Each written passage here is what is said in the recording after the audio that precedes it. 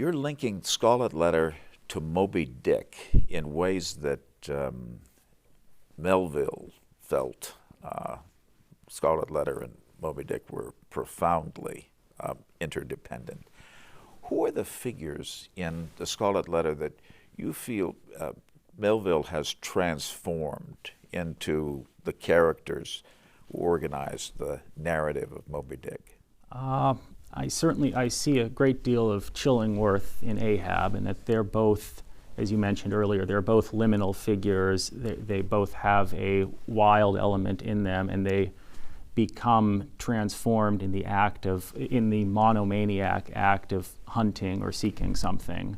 In much the same way that Chillingworth learns the arts of medicine and herbalism from the Indians, Ahab becomes the thing that he hunts. His leg is made from whalebone. He has a wrinkled brow, just like Moby Dick. That he and the whale are both old and solitary and wounded, and they're made crabby and malicious from their wounds. And yet Ahab does not go through the alchemical transformation that Chillingworth does. It's as if he hasn't been able to work through that complex of interfused emotions, love and hate. He maintains, even in the last scene, even when he recognizes that his revenge quest has failed. His very final words are hatred to the whale.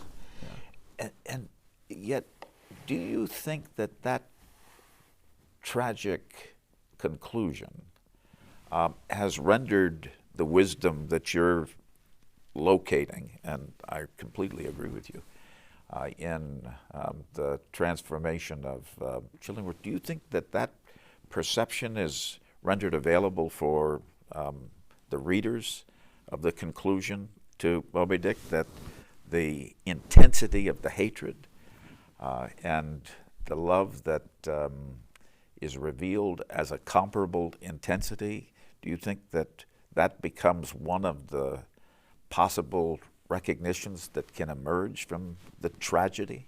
I think so, but I think it's through the figure of Ishmael more than Ahab that transformation occurs. And I think specifically I think if there's one chapter in which Ishmael attempts to transfer the wisdom or the lesson that he's learned from the tragedy, it's the Try-Works chapter, which ends with sort of a thesis, antithesis, and synthesis, in which Ishmael finds a middle ground between an optimism and almost one might call it an Emersonian optimism or a transcendentalist optimism on the one hand, and then the pessimism or the monomania of Ahab on the other.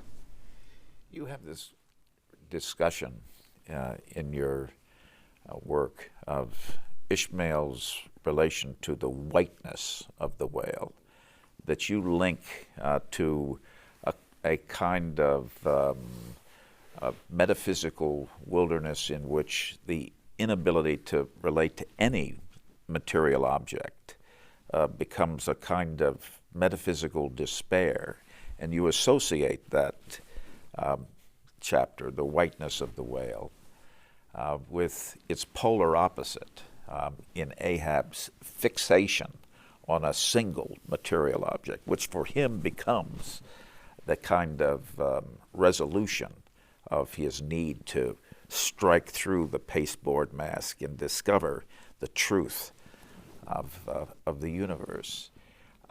That polarity seems to be so compelling that it's difficult to understand how Ishmael would credibly separate himself from that polarization by way of suddenly discovering in the Try-Works chapter that he's now in an infernal ship, and that he is signed on to a fiery hunt that will doom his soul. According to the logic of their relationship, wouldn't Ishmael have to encounter something within Ahab himself that allows that recognition, hence that separation? If it's in the displaced form of his discovery of the infernal state to which the crew have been consigned, it would seem itself to be a displacement of the primal encounter. Right. Do we ever see him discover what is wrong with his compulsive fixation on Ahab?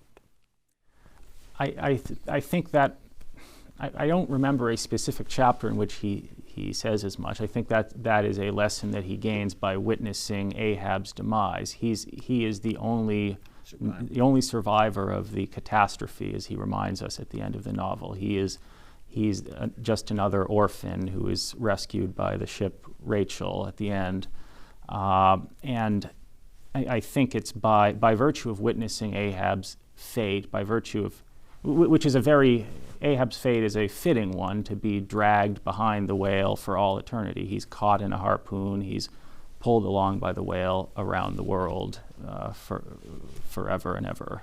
Well, both from your video this morning and this conversation, it's clear you will be a great teacher. And I hope so. You'll also, and you've demonstrated not only in your thesis, but in the conversation, the brief conversation we've had today, that you'll also excel as a literary critic. And I'm so happy that you've made that decision. And so am I. I can tell you that Dartmouth is also quite proud.